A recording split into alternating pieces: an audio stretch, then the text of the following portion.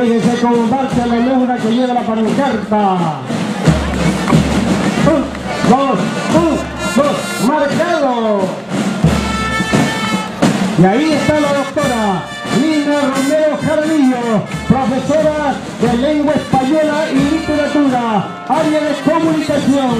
Felicitaciones, doctora Lina Romero Jaramillo, por ser excelente en todos y sus variados aspectos. Ahí está la escolta, con el pendón de color, marchando en forma adelante, al compás de los tambores, los clarines del mundo.